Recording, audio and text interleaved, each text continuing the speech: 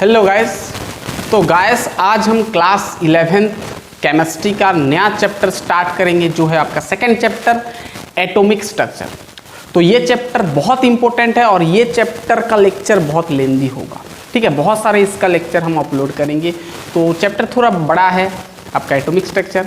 तो स्टार्ट करें। तो इस लेक्चर में हम बेसिक चीज़ देखेंगे जैसे इलेक्ट्रॉन, प्रोटॉन, वो सब का बेसिक आइडिया हम समझेंगे कि इलेक्ट्रॉन का मास कितना होता है, इलेक्ट्रॉन का डेंसिटी क्या होता है, सब हम बेसिक बस फंडामेंटल चीज़ें हम यहाँ पर समझेंगे, ठीक है। और कैथोड रे एक्सपेरिमेंट भी डिस्कस करेंगे इस लेक्चर में, और एटॉमिक नंबर वगैरह देखेंगे कि एक एलिमेंट का हम कैसे उसका मास नंबर और उसका एटॉमिक नंबर लिखते हैं, हम पूरा बेसिक चीज़ समझेंगे, ठीक है।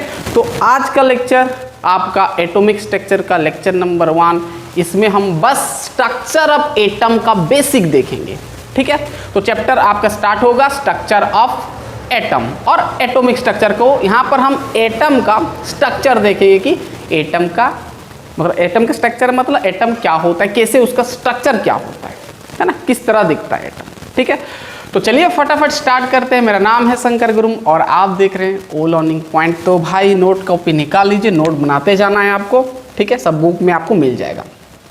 चलिए समझेंगे structure of atom. Second chapter आपका है structure of atom, structure of atom. और एटॉमिक स्ट्रक्चर कई किताब में एटॉमिक स्ट्रक्चर लिखा रहता है स्ट्रक्चर ऑफ एटम, ठीक है। यानी एटम का स्ट्रक्चर क्या होता है। तो वैसे एटम का जो स्ट्रक्चर अलग अलग केमिस्ट आए, अलग अलग उन लोगों का ओपिनियन दिए, ठीक है। तो हम एक एक डिस्कस करेंगे। तो इससे पहले हम चैप्टर 1 में so basic concept of chemistry में हम पढ़े थे जॉन डाल्टन क्या बोला था। जॉन डाल्टन ये बोला था कि एटम को आप फर्दर डिवाइड नहीं कर सकते, यानी उसका सब डिवाइडेड नहीं कर सकते, यानी एटम को तोड़ नहीं सकते, और अकॉर्डिंग टू जॉन डाल्टन, ठीक है। लेकिन धीरे धीरे वो फेल हुआ। अभी बहुत सारे एक्सपेरिमेंट के तौर पे यहाँ पर बहुत डीप गए और देखे कि एटम को भी डिवाइड कर सकते हैं, यानी एटम के अंदर भी कुछ पार्टिकल्स होता है, कुछ चीज़ें होते हैं जैसे इलेक्ट्रॉन, प्रोटॉन और न्यूट्रॉन, ठीक है। बहुत सारे एक्सपेरिमेंट किए हैं, रदरफोर्ड आए, मोसले आए, चैडविक आए और आपका बोर आए। तो यहाँ पर 3 चीज़ें देखी कि एटम के अंदर, पहले समझ जाओ, एटम के अंदर यानी कुछ फंडामेंटल पार्टिकल होते हैं। क्या होते हैं? कुछ फंडामेंटल पार्टिकल होते हैं, कुछ फंडामेंटल पार्टिकल्स होते हैं, ठीक है। क्या क्या होते हैं वो पार्टिकल्स? एक तो होता है आपका इलेक्ट्रॉन, क्या होता है? इलेक्ट्रॉन कहो, इलेक्ट्रॉन कहो। दूसरा आपका होता है प्रोटॉन, प्रोटॉन जो भी बोलो। और तीसरा होता है आपका न्यूट्रॉन।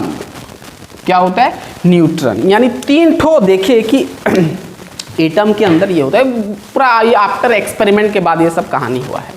तो इलेक्ट्रॉन, प्रोटॉन और न्यूट्रॉन यानी एटम के अंदर ये सब होते हैं। एक्सपेरिमेंट के दौरान ये उन लोगों को मिल गया, ठीक है। अब हम एक एक उतना हम डीप नहीं जाएंगे। इलेक्ट्रॉन का उसका एक्सपेरिमेंट कैसे आया वो सब हम नहीं देखेंगे। इलेक्ट्रॉन का बस कुछ बेसिक उसका आइडिया हम समझ लेंगे, ठीक है। उसका इलेक्ट्रॉन में कुछ कुछ वैल्यूज, ठीक है।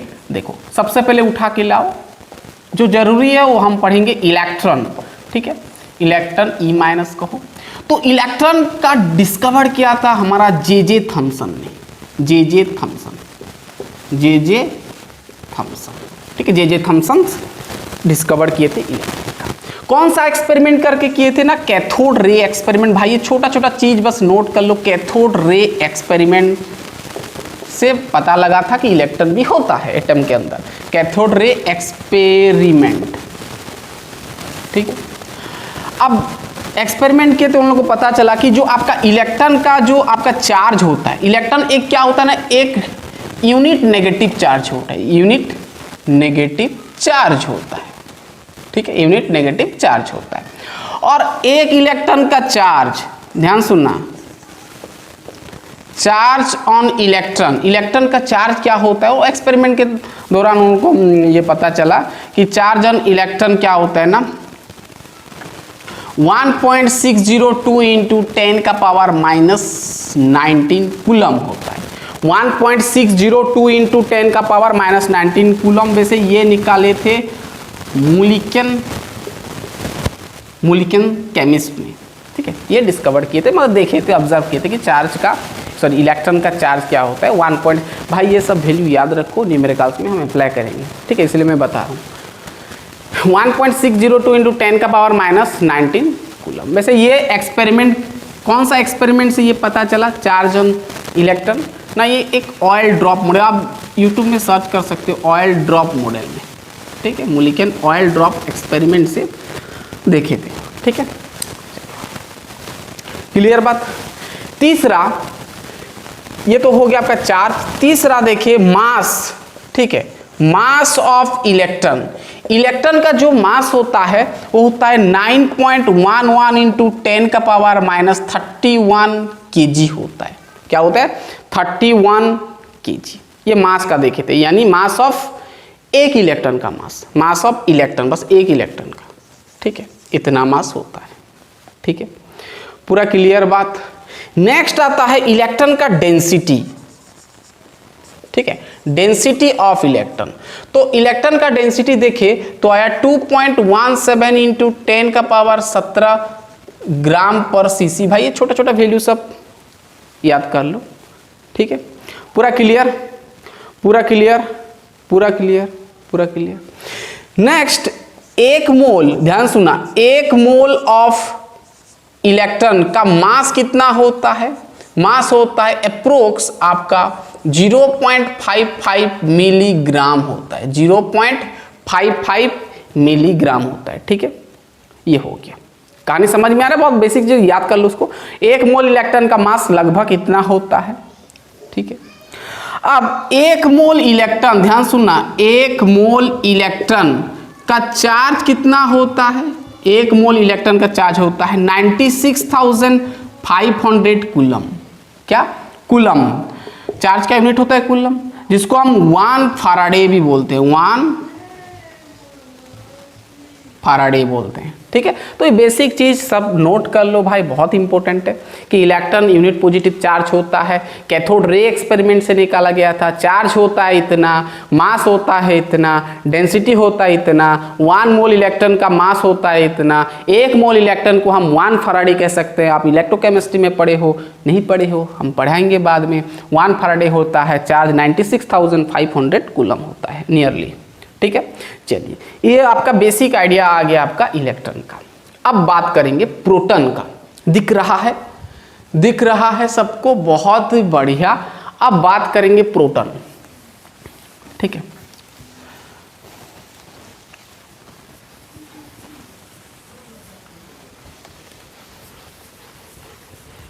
स्ट्रक्चर ऑफ एटम स्टार्ट हो गया। चलिए अब देखेंगे प्रोटॉन। प्रोटॉन,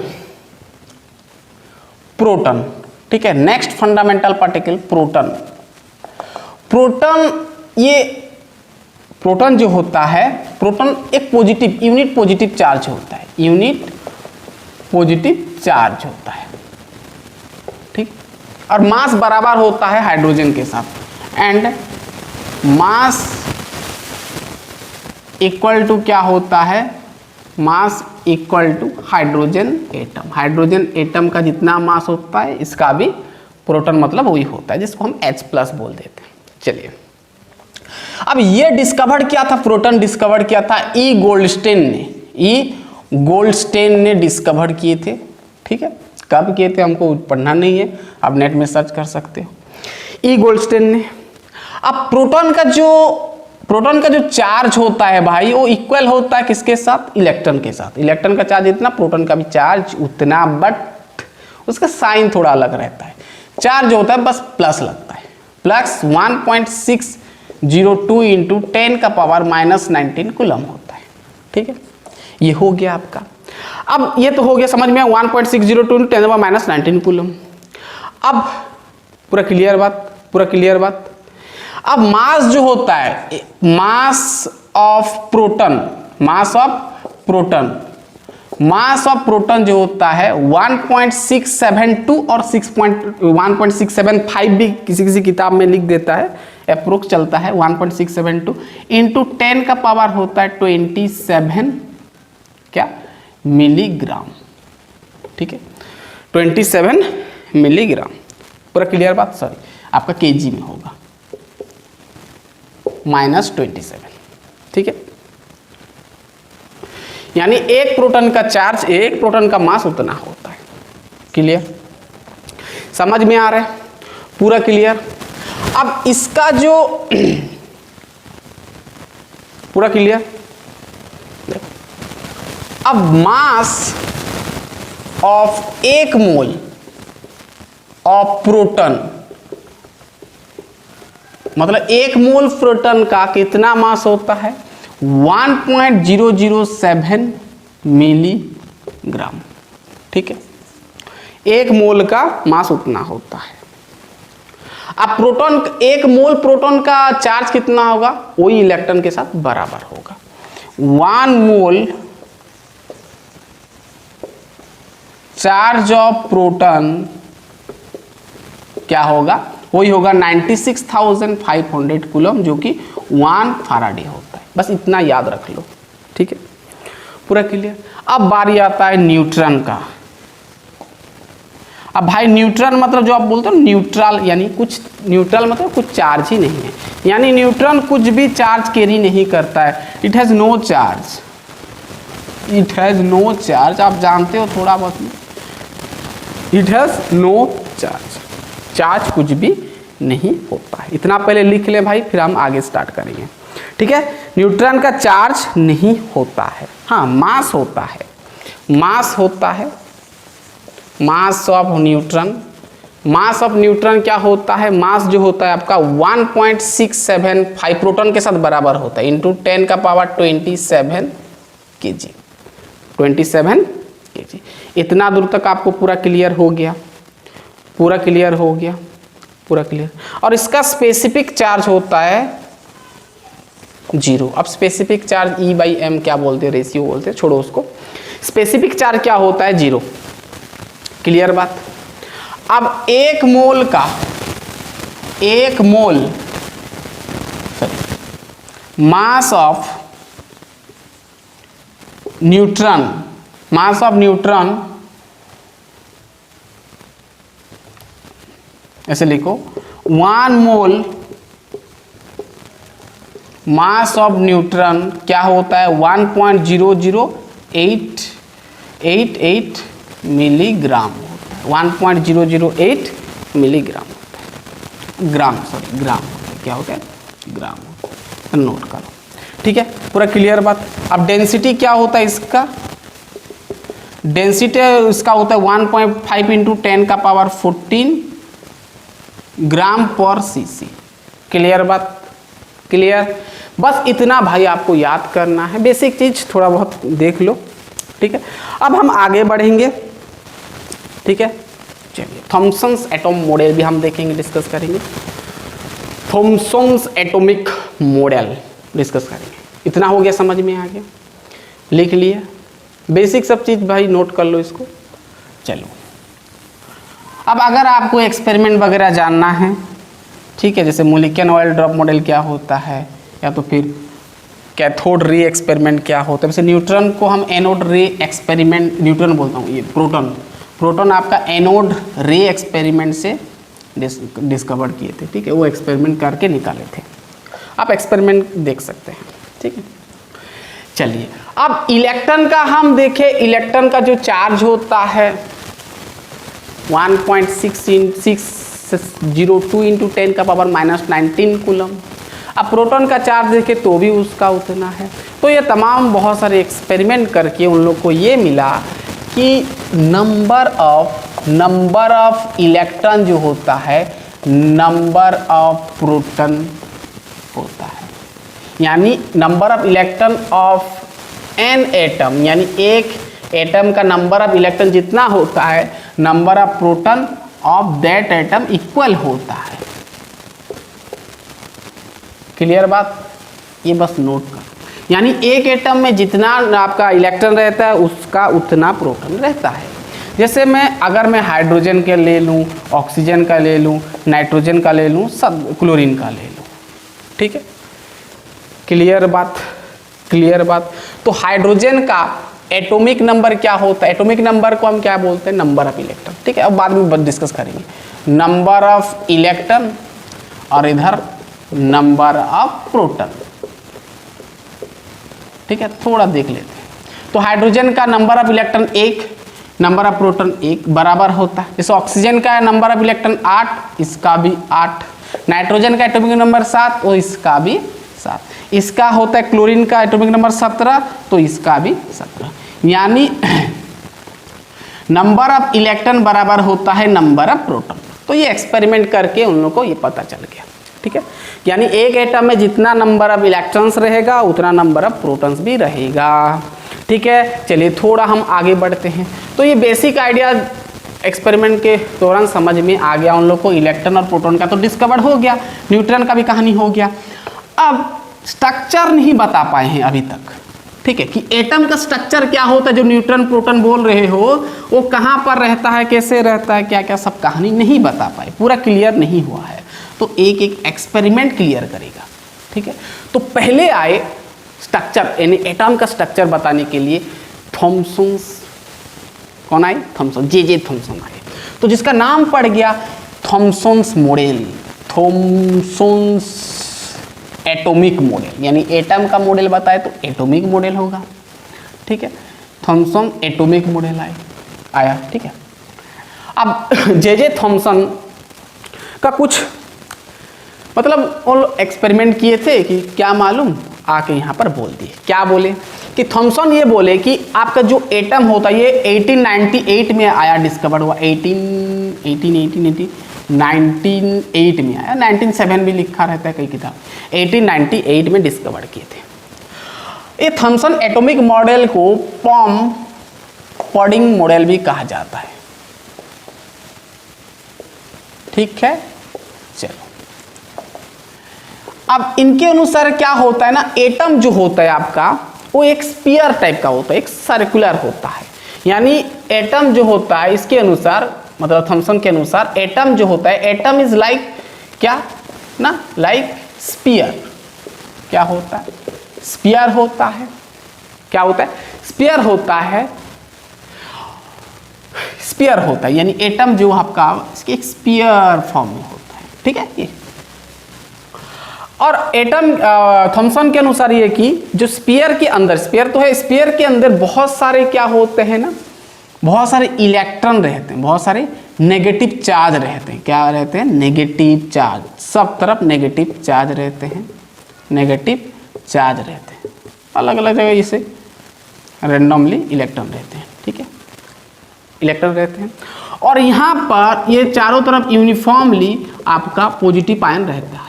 ठीक है, पॉजिटिव हम नहीं देते हैं, बस हम समझते हैं। जैसे इसका स्ट्रक्चर तो वाटरमेलन देखे ना, वाटरमेलन में कैसे उसका बीज होता है वो चारों तरफ रेड कलर का होता है। तो रेड कलर को मतलब रेड कलर का मतलब होता है ये आपका प्रोटॉन, यानी आपका जो पॉजिटिव चार्ज। और ये जो आपका ये नेगेटिव, उसका बीज है, सीड है। वाटरमेलन खाए हैं, चारों तरफ रेड होता है, बीज बीज में आपका बीज रहता है। ठीक है, तो ये जो रेड कलर का है, यानी ये इसको, ये सब आपका सीड है, और ये सब आपका रेड का मतलब प्रोटॉन होता है। ठीक है, तो इस प्रकार रहता है। यानी यहाँ पर ये बोल रहे हैं कि यहाँ पर ये बोल रहे हैं कि मतलब उसके अनुसार कि ही कंसीडर्ड, वो कौन क्या कंसीडर किए थे, he considered atom to be sphere. Sphere तो मैं पहले लिख दिया, atom to be sphere of uniform positive charge, uniform positive charge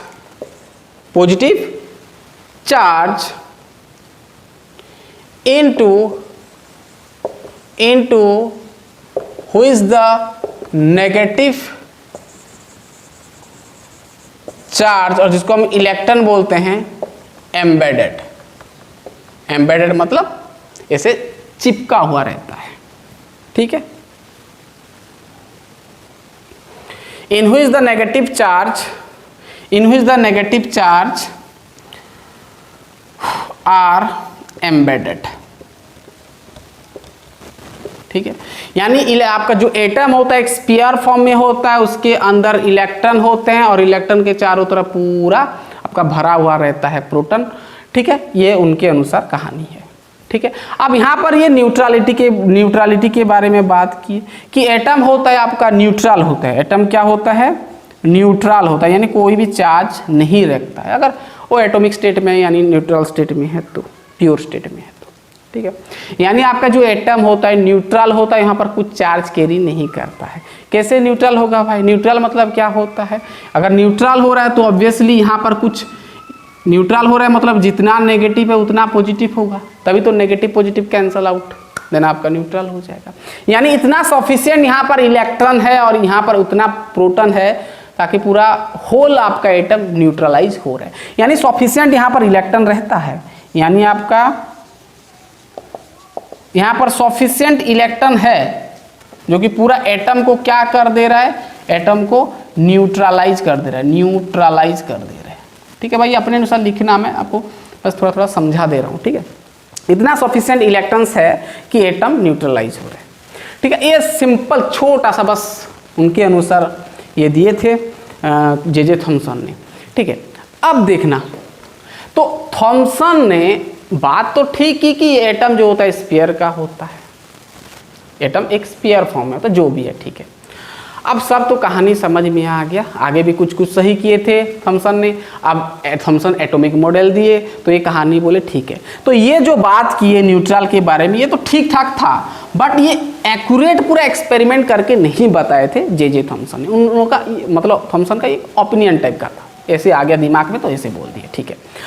अब आगे आएगा थोड़ा और एक साइंटिस्ट और एक केमिस्ट आए और बताए कि एटम के अंदर जो आप बोल रहे हो, थॉमसन जो बोल रहा है कि इलेक्ट्रॉन यूनिफॉर्मली इधर उधर इधर उधर है और प्रोटॉन इस प्रकार, ऐसा नहीं होता है कि एटम के अंदर बहुत खाली स्पेस होता है, एम्प्टी स्पेस होता है। रदरफोर्ड बोले, एक्सपेरिमेंट से अब पता चलेगा। चलिए बात करेंगे, सिंपल चीज़ था।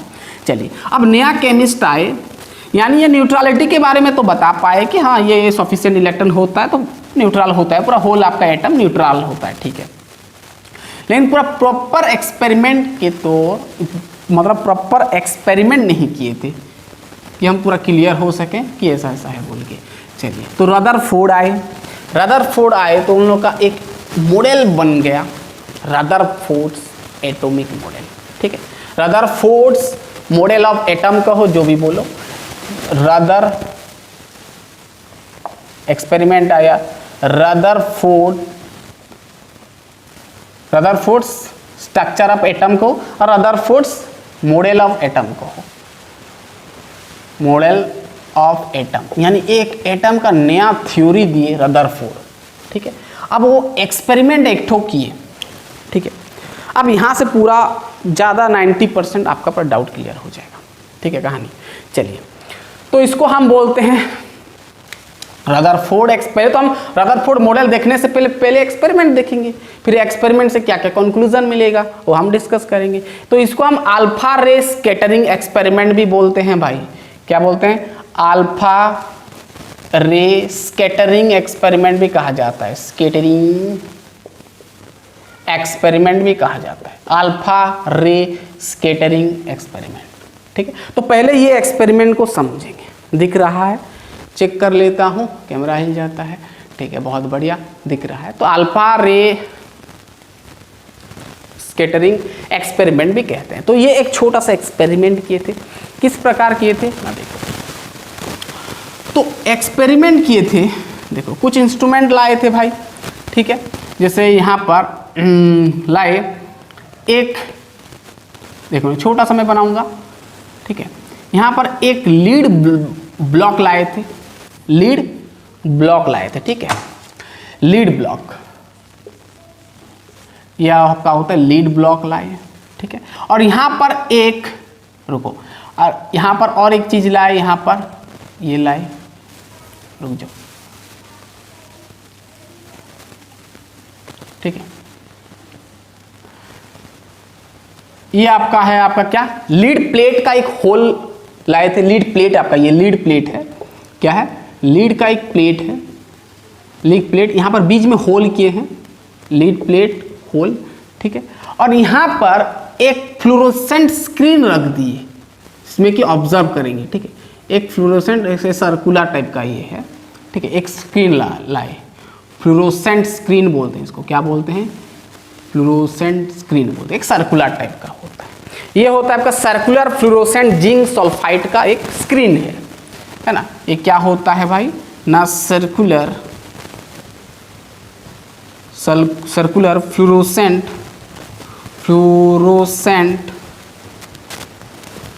जिंक सल्फाइड का ZnS का एक स्क्रीन लाए यहाँ पर ऑब्जर्व करने के लिए, ठीक है। ये स्क्रीन लाए, यहाँ पर एक टीनी फ्लैश लाइट क्रिएट होगा, प्रोड्यूस होगा, ठीक है। अब ये तो लाए, अब लीड ब्लॉक में एक यहाँ पर रेडियो एक्टिव सोर्स रख दिए, अल्फा पार्टिकल का एक सोर्स रख दिए, रेडियो एक्टिव क्या रख दिए यहाँ पर, एक छोटा जो किताब में देखे होंगे ऐसे बिंदु टाइप का, ठीक है। ये आपका होता है radio active source of alpha particles, यानी सीधा सीधा कहो अल्फा पार्टिकल्स का एक सोर्स रखे जिसमें कि अल्फा पार्टिकल्स निकलेगा। रेडियो एक्टिव सोर्स मतलब जो कि रे को एमिट करता है, रे को एमिट मतलब छोड़ता है, रे को एमिट। मार्कर खत्म हो गया, चलिए क्लियर बात, ठीक है। अब जैसे ही यहाँ पर देखो ये radio active source of alpha particles जैसे होता है आपका हीलियम होता है, पोलोनियम होता है, यूरानियम होता है, रेडियम होता है, ये सब आपका सोर्स ऑफ अल्फा पार्टिकल्स कह सकते हैं। अल्फा पार्टिकल सिंपल समझना जो कि +2 चार्ज कैरी करेगा, जैसे He2 प्लस है ना, 2+, यानी 2+ पॉजिटिव चार्ज होता है, यानी अल्फा पार्टिकल्स मतलब पॉजिटिव आयन जाएगा, ठीक है। कहानी समझ में आ गया। तो यहाँ पर रेडियो एक्टिव सोर्स में यहाँ पर रे एमिट होगा, क्या होगा, रे एमिट होगा, तो ये बीच से जाएगा।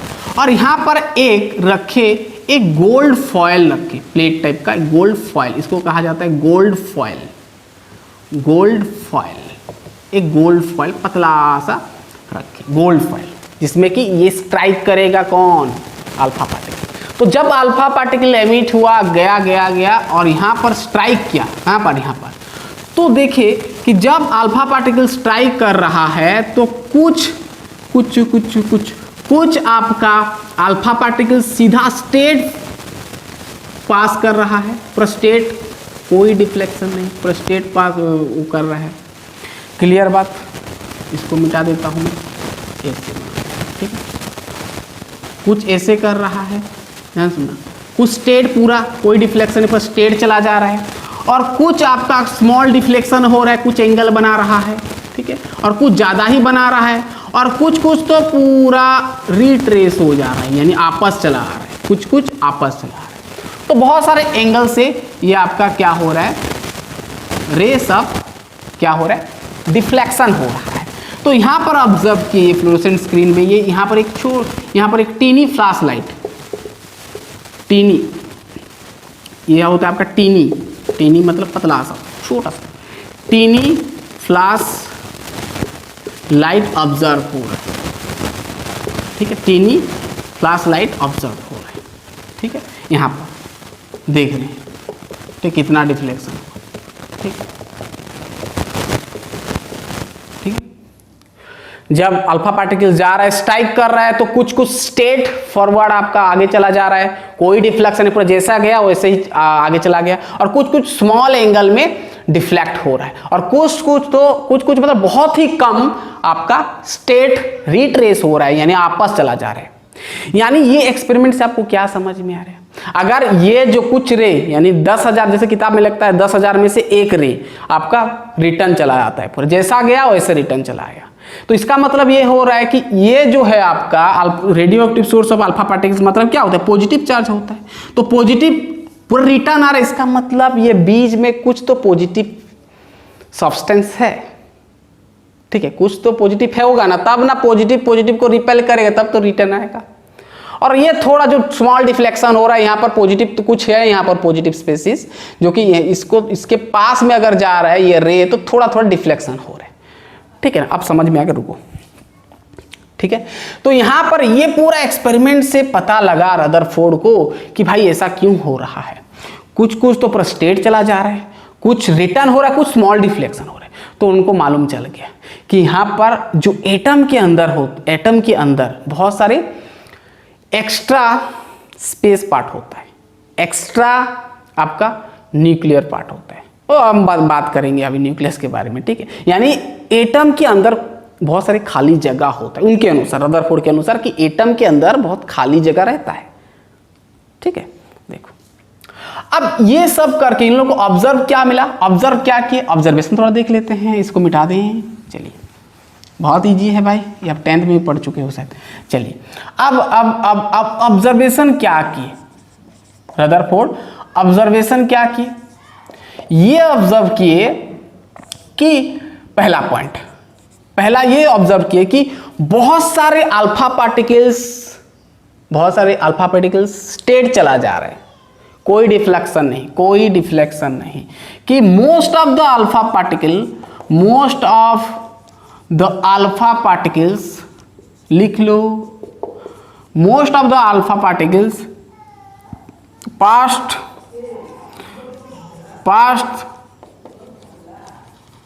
थ्रू द गोल्ड फॉइल, यानी गोल्ड फॉइल के बाहर पूरा पास हो जा रहा है, गोल्ड फॉइल, कोई डिफ्लेक्शन नहीं है गोल्ड फॉइल, ठीक है। अब सेकंड ये ऑब्जर्व किए कि कुछ रे स्मॉल डिफ्लेक्शन में डिफ्लेक्ट हो रहे हैं, है ना, यानी few alpha particles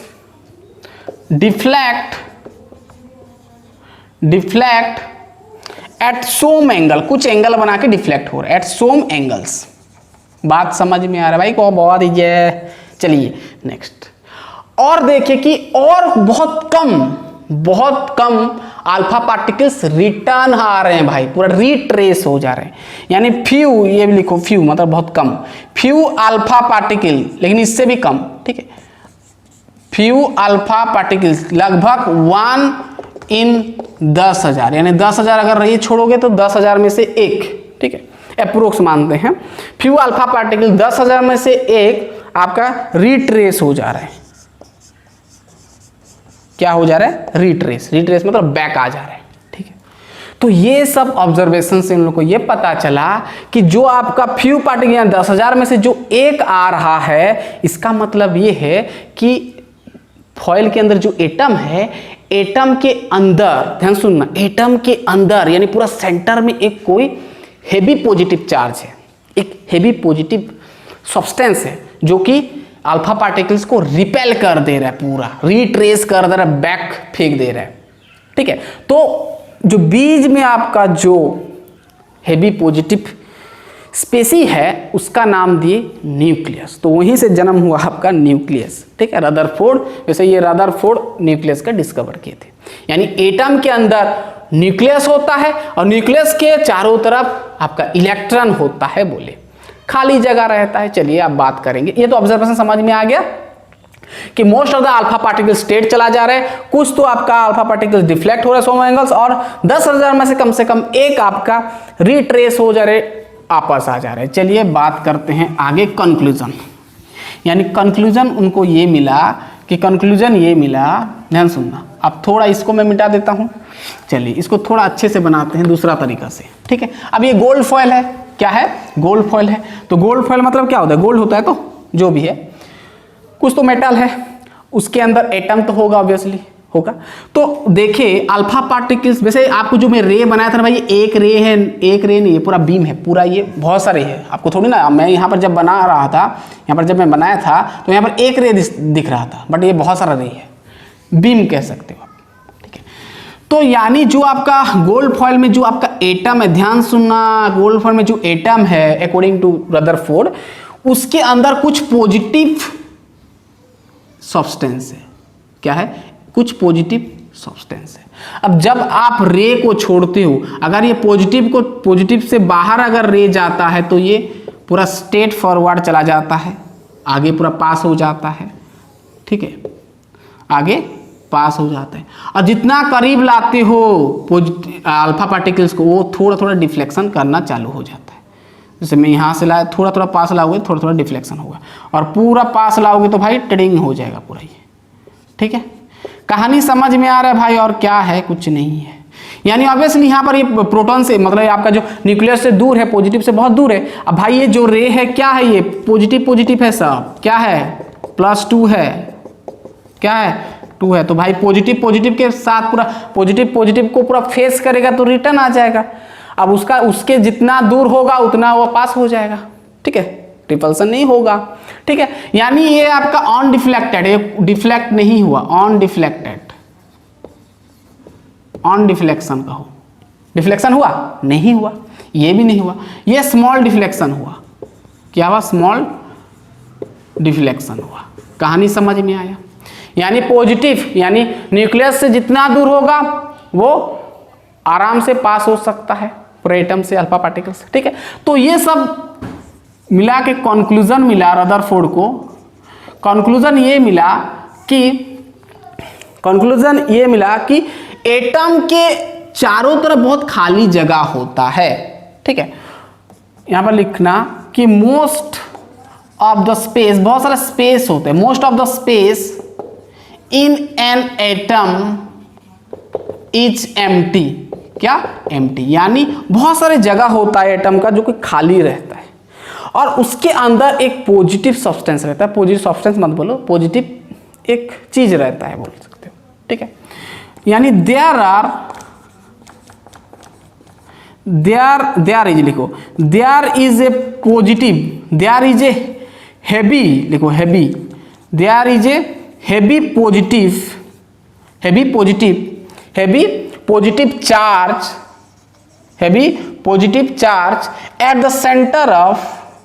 at the center of the atom। यानी एटम के बीच में, यानी सेंटर ऑफ द एटम के बीच में एक हेवी पॉजिटिव चार्ज है, जिसके वजह से आपका ये जो अल्फा पार्टिकल्स रिटर्न हो जा रहा है, यानी आपका रिट्रेस हो जा रहा है। तो ये सब कंक्लूजन मिला रदरफोर्ड को। चलिए इतना दूर आपको समझ में आ गया, कंक्लूजन आ गया। तो ये सब कहानी को देखते हुए रदरफोर्ड एक अलग मॉडल निकाले जिसका नाम पड़ गया रदरफोर्ड्स एटॉमिक मॉडल, और रदरफोर्ड्स मॉडल बोलो, रदरफोर्ड्स मॉडल ऑफ एटम। उसका थ्योरी बस हम थोड़ा एक एक पॉइंट लिखेंगे, ठीक है। चलिए समझ में आ गया? पूरा क्लियर? समझ में आ गया? Clear clear clear clear clear? कुछ पॉइंट छोड़ा? चलो सब तो ठीक लग रहा है। तो अब थोड़ा हम ब्रीफली थोड़ा डिस्कस कर लेते हैं, यानी एक समराइज करके हम लिख देंगे रदरफोर्ड मॉडल ऑफ एटम का, ठीक है। यानी आपको समझ में आ गया कि एटम के अंदर खाली जगह होता है, और खाली जगह होता है तो आराम से अल्फा पार्टिकल्स आपका स्कैटर कर जाता है, यानी आपका पास हो जाता है। इतना दूर ठीक था आपका, क्लियर बात? चलिए अब पूरा हम समराइज करके छोटा सा नोट टाइप का बना लेंगे रदरफोर्ड्स एटॉमिक मॉडल को, ठीक है। पहला पॉइंट कि पहला बोला, ध्यान सुनना, आपको समझ में आया कि बीच में क्या होता है? पॉजिटिव आयन, यानी जिसका नाम पड़ गया न्यूक्लियस नाम दे दिए, ठीक है। आप इसके चारों तरफ बहुत खाली जगह रहता है, स्पेस रहता है, ठीक है। और ये स्पेस में आपका इलेक्ट्रॉन रिवॉल्व करता है, अभी ये बताएगा। तो पूरा एक्सपेरिमेंट करके रदरफोर्ड को ये पता चला कि एटम जो होता है, ध्यान सुना, atom consist of 2 parts, 2 part से आपका एटम बना है। पहला तो आपका क्या होता है भाई, जैसे मैं बोला न्यूक्लियस, बीच में जो होता है न्यूक्लियस, और दूसरा आपका होता है एक्स्ट्रा, ध्यान सुना, एक्स्ट्रा न्यूक्लियर स्पेस होता है, यानी एक स्पेस होता है ना। Atom consist of 2 parts, nucleus और एक एक्स्ट्रा न्यूक्लियर स्पेस, एक एक्स्ट्रा न्यूक्लियर पार्ट कहो और एक्स्ट्रा न्यूक्लियर पार्ट बोल दो, एक्स्ट्रा न्यूक्लियर पार्ट, जो कि एम्प्टी स्पेस होता है। वैसे यहां पर आपका इलेक्ट्रॉन रहेगा भाई, रिवॉल्व करता है, बताएगा ये, क्लियर बात? ठीक है, ये पहला पॉइंट लिखना। अब जो न्यूक्लियस होता है वो आपका हाईली पॉजिटिव चार्ज होता है, हाईली पॉजिटिव चार्ज होता है, ठीक है, ठीक है। न्यूक्लियस जो होता है हाईली पॉजिटिव चार्ज होता है, और न्यूक्लियस कहाँ होता है भाई, सेंटर में होता है, यानी न्यूक्लियस आपका सेंटर में होता है। हाईली पॉजिटिव चार्ज लोकेटेड लिख दो यहाँ पर, located at the centre of an atom, ठीक है, एटम का सेंटर में होता है। अब न्यूक्लियस जो होता है यानी पूरा पॉजिटिव चार्ज होता है, वैसे ये पूरा एटम का पूरा मास को ये पूरा रखता है, यानी मास बोलने से एटम का मास मतलब समझ जाना कि न्यूक्लियस का मास, यानी पूरा होल टोटल एटम का मास ये रखता है, कैरी करता है, कौन, न्यूक्लियस। यानी इट कैरीज लिख दो, it carries whole mass of an atom, ठीक है। एक एक पॉइंट नोट करते जाना भाई, ठीक है। दूसरा पॉइंट, नेक्स्ट पॉइंट ये मतलब मॉडल ये कहता है कि इलेक्ट्रॉन जो होता है, ये जो खाली स्पेस है इसके चारों तरफ आपका इलेक्ट्रॉन क्या होता है, इसके चारों तरफ आपका इलेक्ट्रॉन रिवॉल्व करता है, घूमता है कह सकते हो, ठीक है, इलेक्ट्रॉन घूमता है, ठीक है, चारों तरफ रिवॉल्व करता है, यानी electrons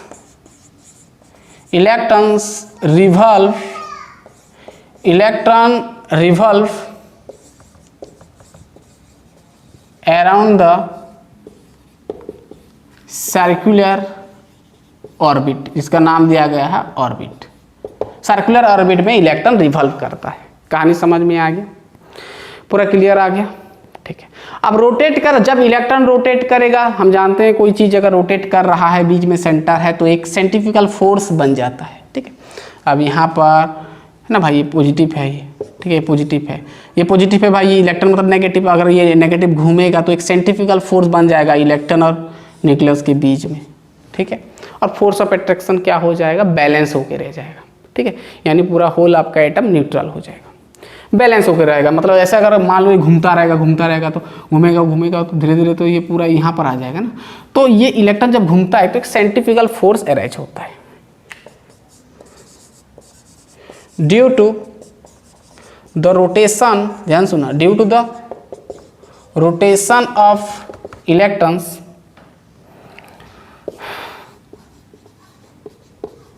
centrifugal arises, centrifugal force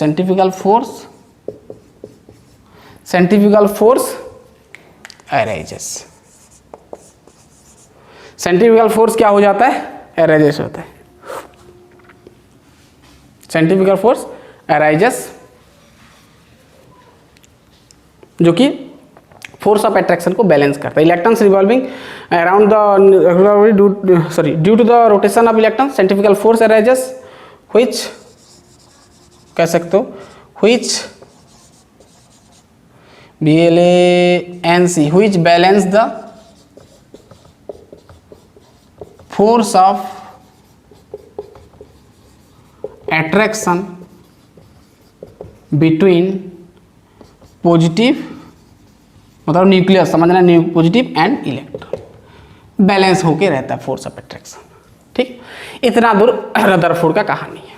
जैसे रदरफोर्ड ये बोलते हैं कि आप एटम को इस प्रकार समझ सकते हो, जैसे आप स्पेस देखें ना, जैसे आप देखें सन, ये आपका सन होता है, सन बीच में रहता है, उसके चारों तरफ क्या होता है, बहुत सारे बहुत सारे प्लैनेट होता है ना, घूमता रहता है सर्कुलर ऑर्बिट में इस प्रकार, ठीक है, बहुत सारे आपका प्लैनेट होता है, घूमता रहता है, तो इस प्रकार भी आपका एटम होता है। वैसे ये कुछ हद तक ठीक था, ठीक है, उसका ड्रॉबैक भी हम बाद में बात करेंगे होगा तो, ठीक है।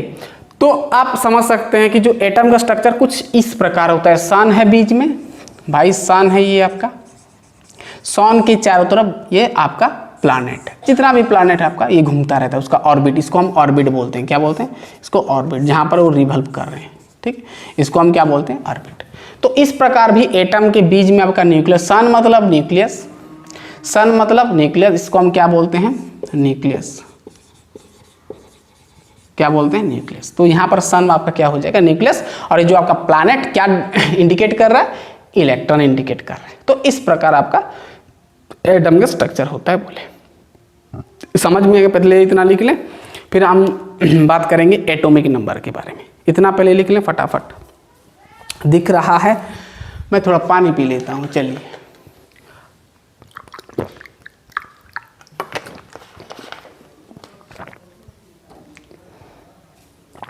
समझ में आ गया, यानी न्यूक्लियस मतलब सन समझेंगे, है ना।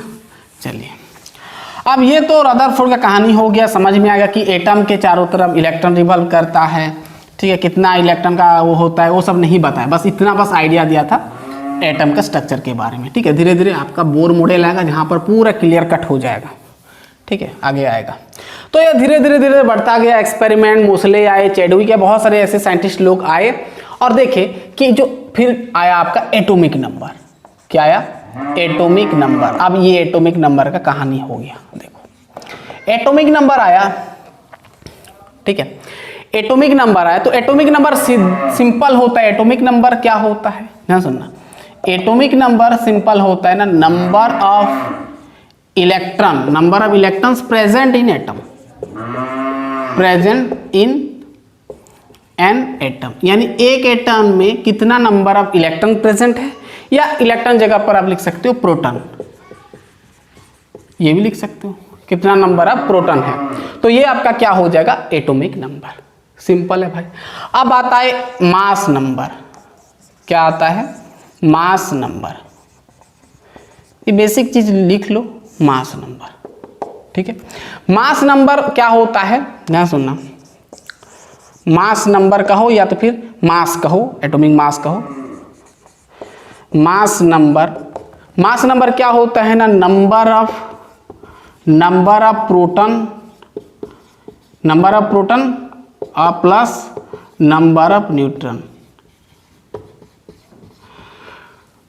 प्रोटॉन्स और न्यूट्रॉन्स का नंबर ऑफ मिला लेंगे तो आपका पूरा मास हो जाएगा किसका? एटम का। तो भाई सिंपल सा चीज है, इसको भी नोट कर लो, ठीक है। तो मास नंबर क्या होता है? Number of protons plus number of neutrons. तो इसको लिखने का, एटॉमिक नंबर और मास नंबर, किसी भी एलिमेंट का लिखने का तरीका क्या होता है? तो एलिमेंट को पहले लिखना, ठीक है, एलिमेंट को पहले लिखना, एलिमेंट को पहले लिखना। वैसे एटॉमिक नंबर को हम लिखते हैं जेड में डिनोट करते हैं, मास नंबर को ए में डिनोट करते हैं। तो कोई एलिमेंट लिखो, एलिमेंट के नीचे जेड रहेगा, जेड मतलब एटॉमिक नंबर, और मास नंबर आपका ऊपर में रहेगा। तो ये आपका कोई भी एलिमेंट, ठीक है, कोई भी एलिमेंट होगा, ये आपका क्या इंडिकेट करेगा? Atomic number, atomic number chemistry में, ठीक है, और ये आपका मास नंबर, ठीक। जैसे एग्जांपल मैं बोलूं, अगर मैं सोडियम का बोल दूं, सोडियम का एटॉमिक नंबर क्या होता है? सोडियम का छोड़ो, क्लोरीन का देखो, क्लोरीन का एटॉमिक नंबर 17 होता है और एटॉमिक मास होता है 35.5 होता है ना, 35 मान लो, 35 है ना, 35। तो भाई ये आपका 17 एटॉमिक नंबर नीचे रहेगा जेड, और उसका मास नंबर ऊपर रहेगा। ऐसे देखे हो ना पीरियोडिक टेबल में, आप देखे होगे स्टार्टिंग में आपका किताब का पीरियोडिक टेबल में इस प्रकार लिखा रहता है, यहाँ पर ये रहता है, यहाँ पर ये रहता है, ठीक है। अब जो भी है, जैसे हाइड्रोजन है तो 1 1 लिखते हैं ना, इस प्रकार लिखते हैं। जैसे हीलियम है तो 2 2 लिखते हैं, ठीक है, इस प्रकार। तो ये लिखने का तरीका होता है। तो एटॉमिक नंबर समझ में आएगा, जितना number of electrons present in an atom, एक एटम में कितना नंबर ऑफ इलेक्ट्रॉन्स या तो फिर प्रोटॉन्स है, उसको हम क्या बोलेंगे? एटॉमिक नंबर बोलेंगे। और मास नंबर होता है, मास नंबर कैसे निकालोगे? Number of protons plus number of neutrons. वैसे आगे आगे हम न्यूमेरिकल्स 2 4 कर लेंगे नेक्स्ट लेक्चर में, टेंशन मत लेना इसका। बस आपको मैं बेसिक लेक्चर आपको मेरे को बताना था। तो ये बेसिक होता है आपका स्ट्रक्चर ऑफ एटम का, ठीक है। इसके बाद हम देखेंगे आइसोटोप्स, आइसोबार्स, आइसोटोन्स, ये सब देखेंगे, डिस्कस करेंगे नेक्स्ट लेक्चर में, ठीक है। तो इतना आपका लेक्चर था, बेसिक लेक्चर। इसके बाद हम आइसोबार्स, आइसोटोप्स, ये सब के बारे में डिस्कस करेंगे। फिर धीरे धीरे धीरे धीरे आपका मेन टॉपिक आएगा। यहाँ से तो सवाल बनने वाला नहीं है, आगे आएगा आपका, ठीक है। कहाँ पर आपका आएगा? ब्लैक बॉडी रेडिएशन और फोटो इलेक्ट्रिक इफेक्ट, वहाँ से सवाल बनता है। डी ब्रोगली आपका आएगा इक्वेशन फिर, ठीक है। फिर बोर्स मॉडल आएगा, डिस्कस करेंगे। तो पढ़ाई करते रहिए, हम तुरंत नेक्स्ट लेक्चर में मिलते हैं। All the best.